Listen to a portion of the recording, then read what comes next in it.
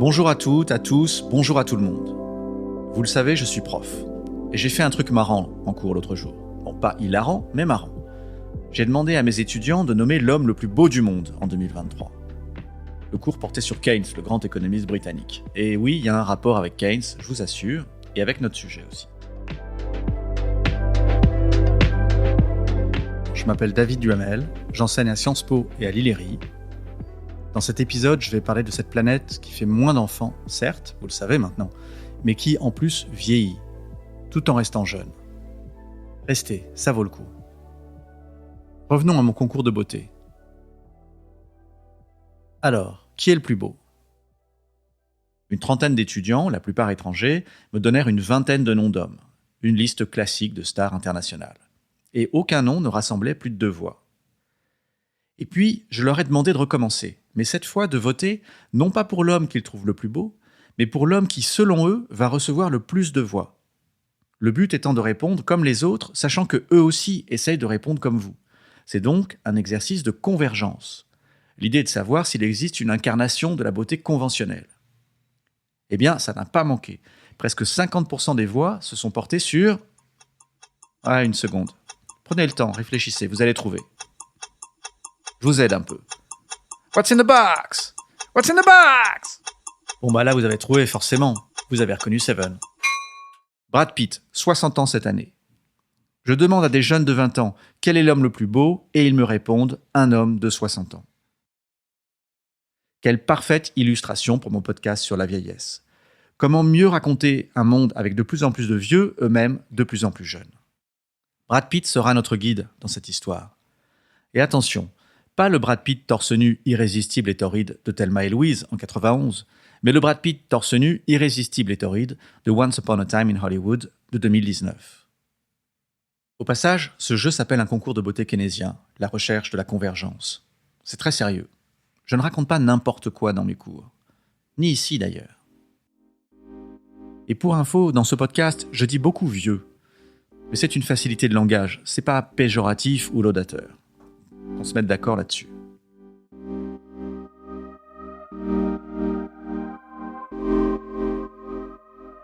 Bon, le monde vieillit. Par exemple, en 1950, il y avait 3 enfants de moins de 5 ans pour un vieux. Et un siècle plus tard, en 2050, demain matin donc, il y aura 3 vieux pour un petit. On a complètement renversé les masses. Mais de quoi vieux est-il le nom ? Que désigne ce label dont personne ne veut ? Les plus de 65 ans ? Plus de 80 ? Les centenaires ? Est-ce la même chose ? Évidemment, non, c'est pas la même chose. D'où mon titre fulgurant, un monde vieux de plus en plus jeune, car personne n'est d'accord sur ce que vieux veut dire. Historiquement, Bismarck inventa le premier système de retraite et fixa l'âge de départ à 65 ans. L'histoire raconte qu'il s'était d'abord assuré que presque personne ne vivait assez vieux pour en bénéficier. L'espérance de vie allemande tournant autour de 40 ans à l'époque. Mais dire que l'espérance de vie était de 40 ans, cela ne veut pas dire qu'il n'y avait pas de vieux. Cela veut dire que la mortalité infantile était haute. Qu'être un bébé en Europe au XIXe siècle était à peine moins dangereux qu'être un poilu à Verdun. Donc oui, il y avait des vieux en Allemagne au XIXe, mais pas beaucoup. En France, le père de la démographie moderne, Alfred Sauvy, fixe la vieillesse à 60 ans, avant de la réviser à 65 ans dans les années 80. Je crois qu'on pourrait la repousser à 70, voire à 75 ans. Par exemple, ma mère, dont je ne parle pas assez, a aujourd'hui 75 ans et l'air infiniment plus jeune que mon grand-père lorsqu'il avait le même âge. Pour la petite histoire, j'ai eu 3 grands-pères. Le premier est mort à 47 ans, le second à 54 et le troisième à 75. Autrement dit, à 75 ans, ma mère aurait pu péter la gueule de mes 3 grands-pères réunis ensemble au même âge. Ma mère est redoutable. Bref, la vieillesse est un concept fluide.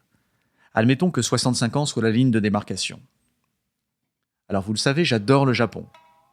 Pour lui-même bien sûr, mais aussi pour ce qu'il dit de notre futur. Car le Japon, c'est peut-être nous dans 30 ans. Et au Japon, pays le plus vieux du monde, la moitié de la population a plus de 49 ans, on appelle ça l'âge médian, et en France c'est 42. Et les Japonais de plus de 65 ans représentent 30% de la population, et en France 22%. Donc le vieillissement japonais est bien plus prononcé que le vieillissement français. Et ce vieillissement a des côtés sympathiques. Par exemple, ils ont ouvert un nouveau championnat de foot pour les plus de 80 ans. Alors, ce sont des mi-temps de 2 fois 15 minutes, et souvent les joueurs n'arrivent pas à tenir une mi-temps, et le plus vieux a 93 ans. Mais c'est sympa, vieillissement rime avec joie. Et je vous avoue que parfois, je me dis, je dois faire des faux papiers et devenir le meilleur buteur de leur championnat. Sauf qu'après, je me rappelle que je suis nul au foot. Donc je vais attendre qu'ils ouvrent une ligue des plus de 90 ans. Parfois, c'est moins gai. Et le vocabulaire manque pour décrire les penchants tragiques d'une société vieille. Et c'est au Japon qu'on trouve les mots les plus délicieux, comme toujours. Comme kodokushi, pour désigner les vieux dont on retrouve le cadavre, des jours, voire des semaines après leur mort, parce qu'ils vivaient seuls. Il y a 30 000 kodokushi par an au Japon, presque 100 par jour.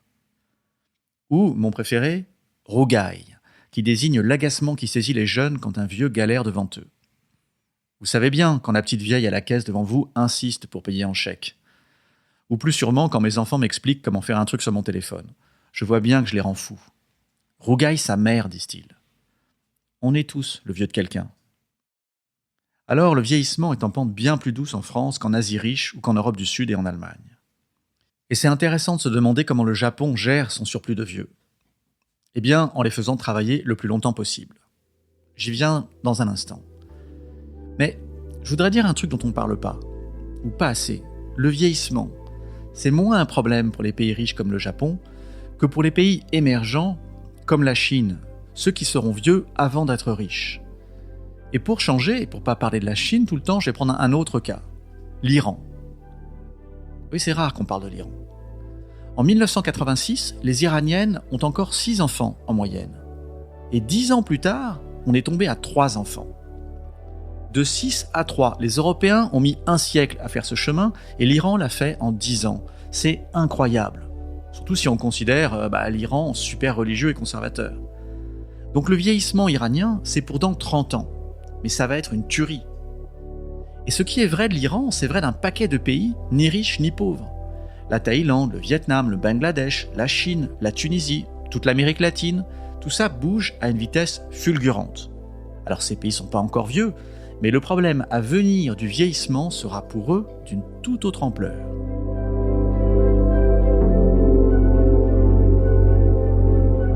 Donc, la France vieillit, certes, mais bien moins vite que les autres. On pourrait presque dire que nous rajeunissons relativement aux autres, un peu comme Brad Pitt. Je vous laisse y réfléchir. Et puis, une autre façon de définir la vieillesse serait non pas de partir de sa date de naissance, mais de sa date de mort. Dire que l'on n'est pas vieux 65 ans après la naissance, mais plutôt 15 ans avant la mort. Bon, je sais ce que vous pensez. Vous allez me dire que c'est plus facile de repérer sa date de naissance que sa date de mort. Oui, au niveau individuel, c'est vrai. Mais collectivement, on a de bonnes statistiques. À 65 ans, un homme aujourd'hui en France a 19 ans à vivre et une femme 23. Toujours en moyenne, bien sûr. Et ça nous permettrait de changer notre regard sur les 65-75 ans. Un groupe que l'on cesserait de considérer comme un poids, mais plutôt comme un atout. Et cela serait particulièrement utile pour la France, et cela pour 2 raisons. D'abord parce qu'on en a plein, et ensuite parce que nous les employons bien moins que tous nos voisins. Pour réduire le poids des inactifs, il n'y a pas de secret, il faut soit augmenter les actifs, soit faire passer les inactifs du côté des actifs. Alors on peut faire plus d'enfants, mais si vous avez un peu suivi le podcast, ou juste lu le titre du podcast, vous savez que ça n'est pas vraiment d'actualité. Reste l'immigration, cela serait une solution, mais c'est une solution contentieuse, politiquement compliquée. Et j'en parle dans un épisode à venir. L'autre solution, que les seniors travaillent plus longtemps. Ouais, je vous entends penser. Vous croyez que je suis en train de prendre position sur la querelle des retraites. Vous sortez les fourches. Il y a 1 an, j'aurais été terrorisé à l'idée de donner mon avis sur l'âge de la retraite. Je pensais alors, comme Michael Jordan, que même les républicains achètent des baskets. Entendez par là que quel serait son intérêt, quel serait mon intérêt, à froisser la moitié de nos fanbases en prenant une position clivante. Et oui, je me compare à Michael Jordan. Sauf que je vous prépare un épisode sur l'immigration et un autre épisode sur le cas curieux d'Israël. Alors clairement, la peur de dire une connerie ne me retient pas. Alors voilà ce que je pense. Et je vous préviens, ce que je vais vous dire est grosso modo juste et pour part original. Mais ce qui est original n'est pas nécessairement juste, et ce qui est juste n'est pas original. C'est parti.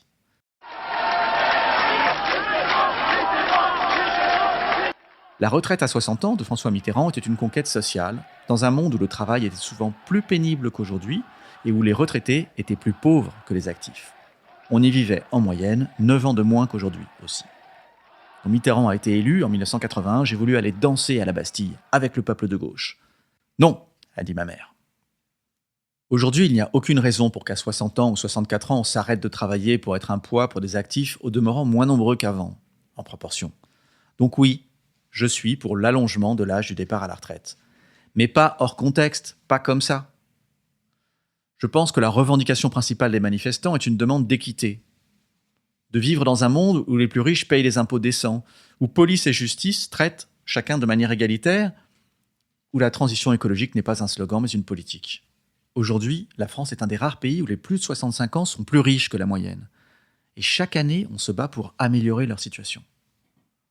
Je vous avais prévenu, ni original, ni vraiment pertinent, mais c'est vous qui avez demandé. La bonne nouvelle pour la France, c'est qu'elle dispose d'un immense réservoir de seniors à employer. En France, seuls 4% des plus de 65 ans travaillent, contre le double en Allemagne, 6 fois plus au Japon, 10 fois plus en Corée. La mauvaise nouvelle, c'est que les entreprises se méfient des seniors. Et en France, pour les entreprises, passé 45 ans, vous êtes un senior. Alors, plus de 45 ans, atout ou fardeau pour les entreprises ? C'est pas très clair. Il est vrai que les vieux dont je fais ici partie sont moins innovants que les jeunes. Nous, les vieux, aurions une intelligence cristallisée, moi j'appelle ça de la sagesse, à l'opposé de l'intelligence fluide pour des plus jeunes. Cette dernière étant plus propice à l'innovation, une composante importante du progrès économique. Et selon une étude de 2021, 40 ans serait l'âge où l'on passe de l'une à l'autre. Pourtant, un récent papier de l'OCDE souligne le paradoxe de l'âge et suggère que les vieux travaillent en moyenne un peu mieux que les jeunes, et surtout, beaucoup mieux que ce que l'on croit. C'est un peu comme si la société avait compris que vieux signifie plutôt 80 que 60 ans, mais que les entreprises avaient encore un train de retard. Il s'agit donc de changer notre regard, et surtout le leur. En France, nos foules âgées ne travaillent pas, et les plus vieux sont plus riches que la moyenne, et les jeunes plus pauvres. Au Japon, c'est le contraire. Mais ne pensez pas que je fais la promotion de leur système. Au Japon, les anciens sont nombreux à vivre sous le seuil de pauvreté. Et cela ne va pas s'arranger puisque de moins en moins d'entre eux auront des enfants et des petits-enfants pour s'occuper d'eux. Et puis il y a un problème supplémentaire, propre au Japon. La culture japonaise considère que c'est inapproprié, humiliant même, de demander de l'aide. Cela m'avait frappé. Au Japon, on ne vous tient pas la porte. Pour un peuple que l'on dit poli, c'est surprenant. De même, si une personne âgée renverse son sac, personne ne l'aide. Personne ne lui pique son sac non plus. Pourquoi ? Pas par impolitesse, comme j'ai d'abord cru, mais parce qu'à l'aider, vous la rendrez redevable. Vous créeriez une obligation, et cela ne se fait pas. Donc les plus vulnérables, les plus solitaires, s'enferment dans une prison de misère et de solitude, d'où les 30 000 kodokushi dont je vous parlais. En plus, j'ai lu que la condition des vieux au Japon est telle que certains commettent des crimes juste pour être mis en prison, pour être nourris et soignés. Donc vraiment, non, je ne vante pas les mérites du système japonais. Mais en France, les plus âgés bénéficient d'un contrat social à leur avantage et au détriment de la jeunesse. Cela sera d'ailleurs le thème de mon prochain épisode où je rencontrerai Maxime Sbehi, auteur d'un livre intitulé « Le grand vieillissement ». Aujourd'hui, on le sait, ce sont les vieux qui ont le pouvoir et ça ne va pas s'arranger. Pensez à la belle élection qui nous attend en 2024 aux États-Unis, opposant deux perdreaux de l'année, Trump, 78 ans, et Biden, 82. Les vieux sont plus riches et politiquement mieux représentés. Pourtant, aucun d'entre nous est pressé d'y être. C'est encore loin ? Demande l'enfant en moi, et je réponds entre mes dents, j'espère. Mais il y a une étude qui me donne de l'espoir. Elle mesure le bonheur à travers les âges et suggère qu'au fil de la vie, le bonheur suit une courbe en U. On part de haut dans l'enfance, puis on descend jusqu'au plancher, 50-55 ans, avant de remonter. Et selon cette courbe, c'est à 80 ans passés que nous sommes le plus heureux. Moi qui suis pile à l'étiage, j'y crois à fond. J'ai décidé d'y croire. Qu'il s'agisse d'une seule étude de 2010 menée aux États-Unis, ne tempère pas mon enthousiasme, ne douche pas ma ferveur. Dieu sait que je ne crois pas en Dieu, mais je crois en cette étude. Et si la vieillesse m'attend, je veux l'accueillir moins comme un naufrage que comme un privilège. Permettez-moi de vous raconter quelque chose de personnel.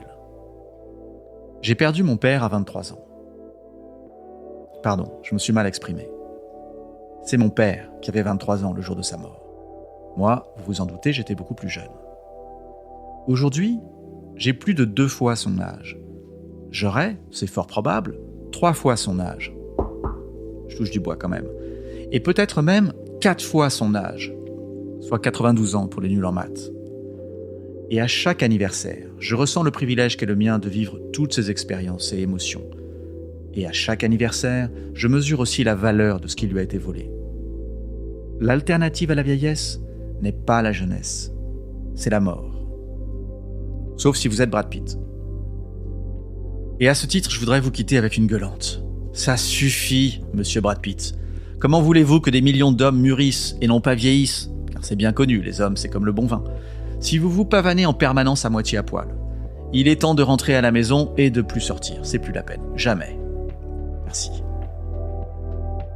C'est la fin de cet épisode. Suivez-moi dans cette histoire d'un monde sans enfants. Abonnez-vous, likez, partagez, mettez des étoiles. Surtout des étoiles, moi j'aime beaucoup. C'est super, ça aide. Et on se retrouve dans le prochain épisode. Et si ça vous a pas plu, partagez-le quand même avec des gens que vous n'aimez pas. Et surtout avec Brad Pitt.